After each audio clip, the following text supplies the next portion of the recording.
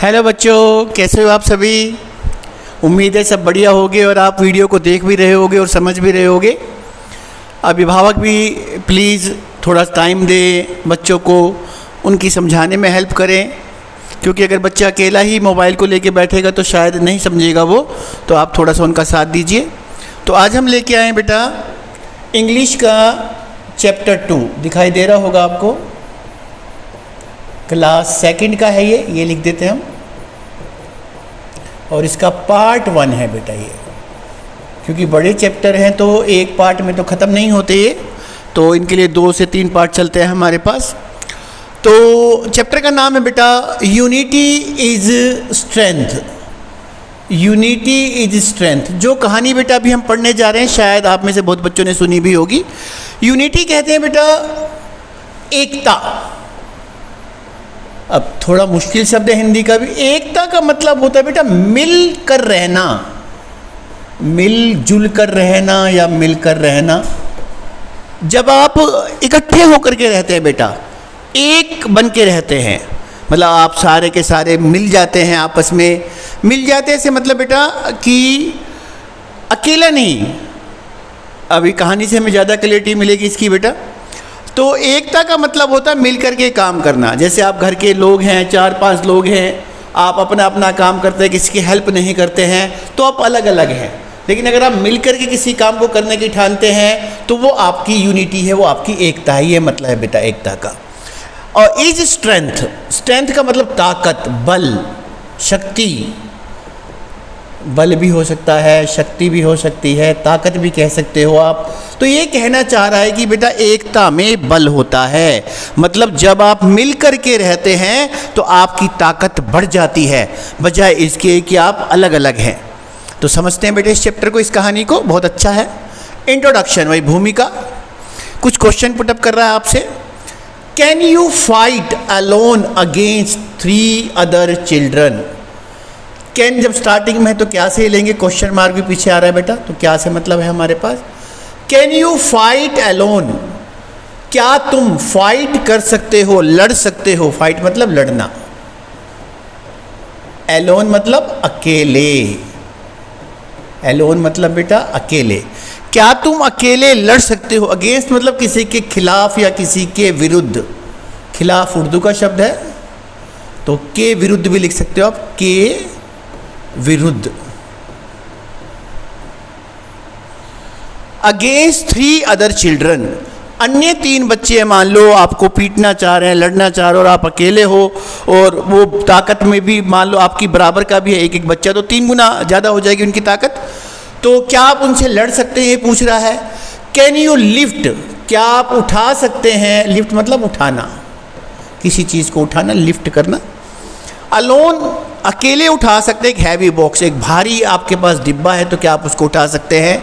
Can you lift a table alone, क्या एक बड़ी मेज जो है, टेबल है मान लो, क्या आप उसको अकेले उठा सकते हैं। हल्की होगी तो आप उठा भी सकते हो, लेकिन इसका कहने का मतलब है कि अगर भारी टेबल है और आप उठाना चाहते हैं अकेले तो नहीं उठेगी, आपको बुलाना पड़ेगा।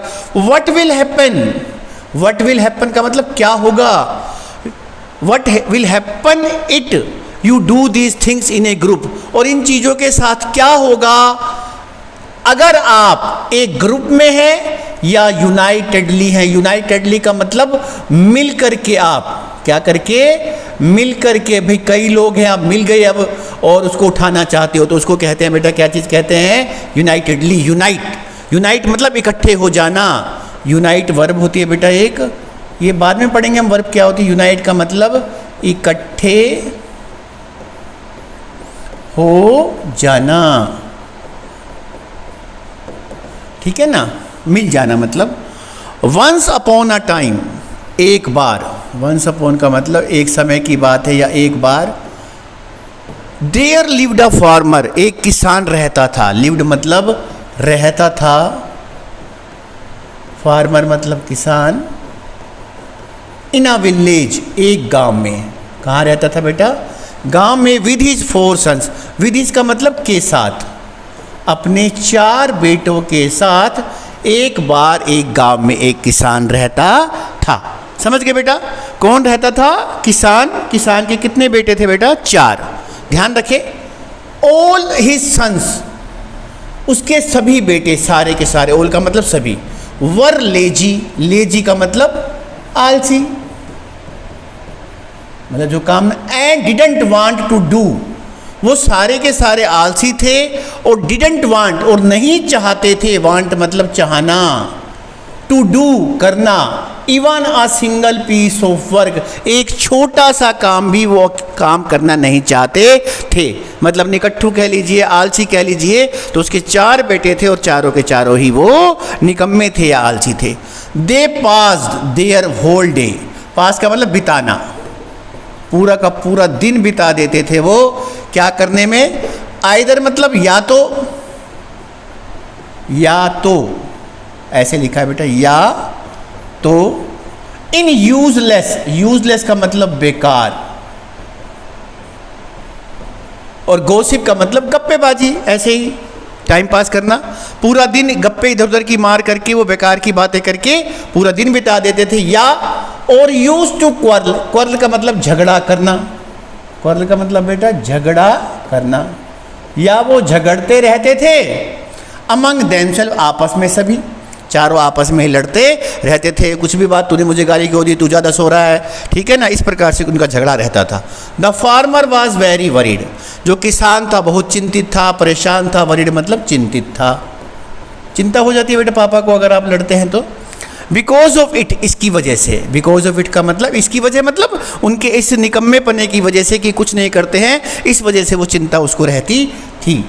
एंड डिसाइडेड, डिसाइडेड का मतलब उसने निर्णय लिया, निश्चित किया कि भाई इनको कुछ ना कुछ तो सिखाना पड़ेगा।